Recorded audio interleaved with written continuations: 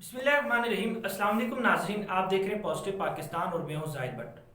नाजरीन, आज बात करेंगे शाहरुख खान के बेटे आर्यान खान के हवाले से। आखिर क्या वजूहत हैं कि आर्यान खान मीडिया की जीनत बना हुआ है? वो कौन सी वजूहत हैं जिनकी वजह से हिंदुस्तानी पुलिस ने उन्हें सलाखों के पीछे धकेल दिया है?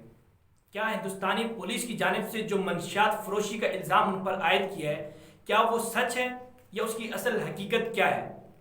नरेंद्र मोदी की मुसलमानों से दुश्मनी कहीं इसका निशाना आर्यान खान तो नहीं बना?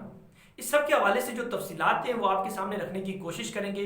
मेरे साथ मौजूद है जुबानी रहमान, बहुत शुक्रिया, आपने अपना कीमती वक्त निकाला। आर्यान के हवाले से अब जो खबरें गर्दिश कर रही हैं इनमें कितनी सदाकत है और क्या अपडेट्स हैं कि वो अब जेल की सलाखों के पीछे हैं? बिस्मिल्लाहिर्रहमानिर्रहीम। बहुत शुक्रिया जाहिद। मेरी कोशिश होती है कि हमेशा जो तस्वीर का दूसरा रुख है ना, हम उस पर लाजमी बात करें। बिल्कुल। आपको अभी सर्च करें, आप बहुत से चैनल्स पे आपको अपडेट मिलेगी, जमानत मनसूखी हो गई, ये हो गया वो गया, लेकिन किसी ने भी आपको ये नहीं बताया होगा कि असल में ये केस बना क्यों था। कुछ हालिया खबरें हैं, वाकयात हैं, बल्कि उसको मैं इस केस से जोड़ूंगी ताकि नाज़रीन को अच्छे से समझ आए कि असल में जो बुग़्ज़ मुसलमानों से रखते हैं नरेंद्र मोदी, वो खुल कर सामने आने लग गया है। पहले उनको जो नफरत थी ना, वो सिर्फ अक़लियतों से थी, मुसलमानों से नफरत थी, लेकिन जो ये खान की सीरीज है ना बॉलीवुड में, जो कि रूल कर रही है, मतलब इमरान खान, शाहरुख खान हो गया, शाहरुख सलमान खान, खान हो आमिर गया, खान, आमिर सलमान बिल्कुल। खान, ये मुसलमान भी हैं, एक तो इनका ये जुर्म है। तो इसकी वजह से अब देखते ये है कि क्या आर्यान खान इसी सीरीज का हिस्सा बने हैं कि शाहरुख खान अगर इनसे ट्रैप नहीं हो सके तो उनके बेटे पर जो है वो इन्होंने ये बिल्कुल। एलिगेशन लगाए हैं। पहले जरा इस खबर का थोड़ा बैकग्राउंड बताएं, सारा मामला कि अब तक क्या कुछ हो चुका है, ताकि नाज़रीन को जो अच्छे से समझ भी आ जाए। सही। शाहरुख खान के बेटा चूंकि जेल के अंदर है, जुडिशियल रिमांड पर है, ऑलरेडी उनकी जमानत का मामला लटक चुका है। बेसिकली उन पर मंशियात फरोशी का जो है वो इल्ज़ाम आयद किया गया और इसी इल्ज़ाम के तहत उनको गिरफ्तार किया गया। शाहरुख खान ने अपनी पावर का, अपने पैसे का, अपने नाम का भरपूर इस्तेमाल करने की कोशिश की, लेकिन बेटे को जमानत दिलवाने में नाकाम हो गए। आपने यहाँ पाकिस्तान में कभी देखा होगा कि इस तरह का केस या तो बनता ही नहीं है, सालों जो है वो ये चीज़ें चलती रहती हैं, लेकिन कभी खुलकर सामने नहीं आती। आप ही जाएं तो आप अपने नाम के इस्तेमाल पर जो है वो इस तरह के केसेस मिनटों में ख़त्म करवा सकते हैं, लेकिन किंग खान अपने बेटे को रिहा क्यों नहीं करवा सका, और क्या उसके ऊपर प्रेशर है, क्या उसकी फैमिली फेस कर रही है, जेल के अंदर और बाहर बैग्स आने जाने का क्या मामला है जिसका आपने जिक्र किया, इस पर बात करने जा रही हूँ। मामला लटक चुका है जमानत का। मंशियात फरोश के साथ कोई चैट है आर्यान खान की जो कि लीक हुई है, और उस सारी चैट में फुटबॉल के हवाले से कोई खुफिया कोड सामने आया है।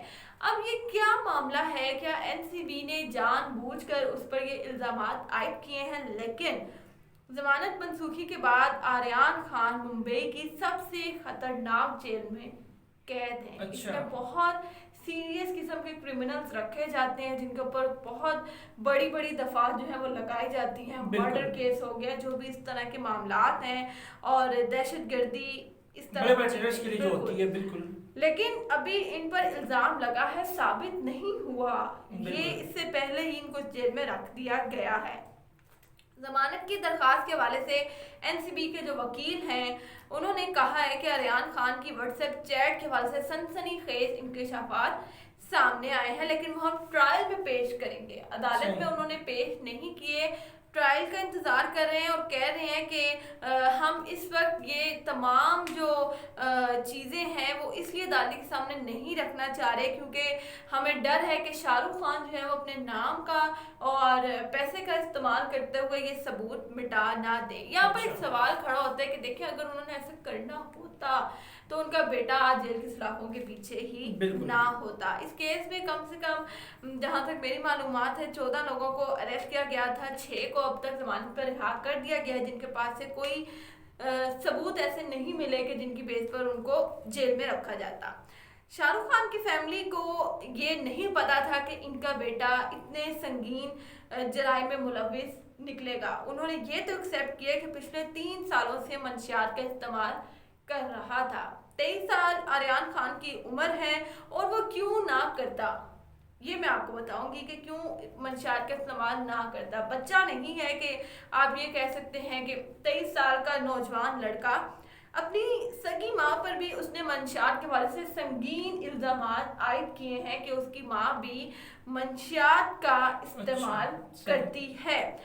ये जो करी है ना, ये अभी या ये पहेली ये अभी सुलझेगी आगे जाके कि आया उससे दौरान तफ्तीश ये ज़बरदस्ती उगलवाया एक्सेप्ट गया है, करवाया गया बिल्कुल। है या उसने अपनी मर्जी से ये बयान दिया है। सही।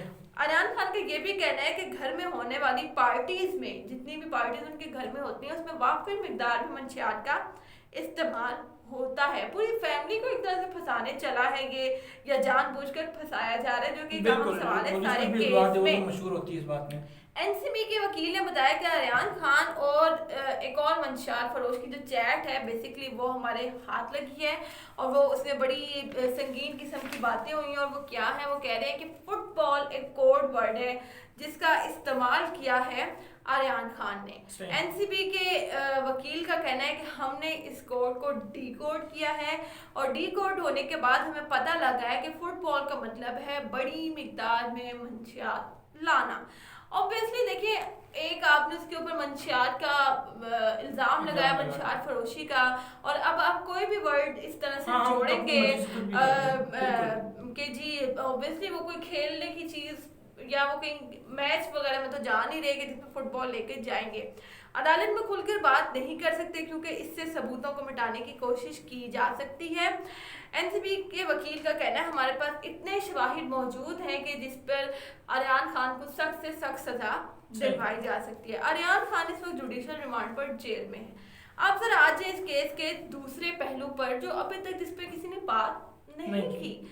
दीपिका पादुकोण, आपको याद हो कि उनके ऊपर भी इसी तरह की एलिगेशन लगी थी, लेकिन उन्होंने अदालत में साबित किया कि बड़े सिगरेट और छोटे सिगरेट के हवाले से बात हो रही थी, बाइज्जत बरी हो गई और केस खत्म हो गया। लेकिन इन तमाम केसेस में सिर्फ मुसलमानों को टारगेट किया जा रहा है, और सिर्फ उन्हीं के हवाले से जो है वो खबरें मीडिया की जीनत बनी हुई है। और साथ ही हम देखेंगे कि सबसे पहले आपको याद हो इसी तरह का एक केस संजय दत्त पर बना, उनको जेल काटनी पड़ी, लेकिन अब यहाँ पर नाज़रीन ये सोचेंगे कि वो तो मुसलमान नहीं है। सराय के मुताबिक जाहिर वो मुसलमान हैं और अपनी वालिदा की वजह से अपनी शनाख्त को छुपा कर रखते हैं कि अगर उन्होंने अपनी शनाख्त जाहिर कर दी तो उनको भी इसी तरह के इश्यूज का सामना करना पड़ेगा। फिर सलमान खान पर आपको याद हो कुछ अर्सा पहले हीरोइन स्मगलिंग का केस, वो भी काफी अर्सा जेल में गुजार के आमिर खान डाइवोर्स के बाद उनको भी इसी तरह की चीज का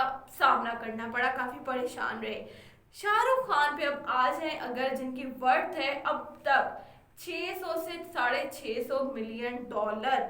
पिछले कई सालों से उनकी कोई फिल्म हिट नहीं हुई जिस तरह से पास में होती रही हैं, और पिछले 3 से 4 सालों से वो यही चीज फेस कर रहे हैं जिसकी वजह से उनकी कोई फिल्म हिट नहीं होती। उसके बावजूद बॉलीवुड में उनकी वर्ड कोई क्रॉस नहीं कर सका। नरेंद्र मोदी बेसिकली उनको ये जो खान की सीरीज है ना, मुसलमान होने की वजह से उनको इससे चिढ़ होने लग गई है। वो चाहते हैं लेकिन वो ये नहीं समझ पा रहे कि इनकी वजह से बॉलीवुड चल रहा है। आपको याद हो अक्षय कुमार की मिसाल ले लें, किसी भी बड़े एक्टर की मिसाल ले लें, हीरो की मिसाल ले लें, अगर एक मूवी में वो लीड कर रहा है तो दूसरी मूवी में वो सेकेंडरी रोल करेगा। और सलमान खान ले लें, आप शाहरुख खान ले लें, ये इस तरह के इनके हीरोज हैं जिनके साथ बहुत कम होते हैं ये, या इनको किसी भी फिल्म में दूसरे हीरो के साथ सेकेंडरी रोल कभी नहीं दिया गया। इन्होंने हमेशा लीड की है अपनी मूवी। जराये के मुताबिक अब शाहरुख खान पर हिंदुस्तान छोड़ने के लिए दबाव भी डाला जा रहा है कि अगर आप हिंदुस्तान छोड़ दें तो इसी सूरत में आर्यान खान के ऊपर जो ये केस है ये ख़त्म कर दिया जाएगा, उसे ज़मानत मिल जाएगी। लेकिन हिंदुस्तान छोड़ने का मतलब कैरियर खत्म करना है। और ये भी खबरें आ रही हैं कि सलमान खान, आमिर खान और शाहरुख खान इन हालात से तंग आकर बाहर ममालिक में अपनी प्रॉपर्टीज जो है वो खरीद चुके हैं और किसी भी वक्त जो है वो मूव शिफ्ट कर हो सकते हैं। बिल्कुल। मुस्लिम एक्टर्स बॉलीवुड को रूल कर रहे हैं। अगर आप पिछले कुछ अरसे में 3 मूवीज देखें, आमिर खान की फिल्म दंगल जिसने चाइना में बहुत नाम बिल्कुल। कमाया, सलमान खान की फिल्म बजरंग बली जिसको इतनी शोहरत मिली कि उससे इंडिया में आग लग गई एक तरह से, कि जिसमें पाकिस्तान का पॉजिटिव इमेज दिखाया गया। शाहरुख खान की movie my name is Khan जिसमें उसने हर तरह से ये साबित करने की कोशिश की कि I am not a terrorist, और इसी का जो है वो आज उसको नतीजा भुगतना पड़ा है। बिल्कुल नाज़रीन, ये तफसीलात थी। इस हवाले से आपका क्या मौक़िफ़ है वो कमेंट्स में ज़रूर बताइएगा। मज़ीद अपडेट्स के लिए हमारे साथ रहें। अपना बहुत सारा ख्याल रखिए। हमें इजाज़त दीजिए। अल्लाह हाफ़िज़।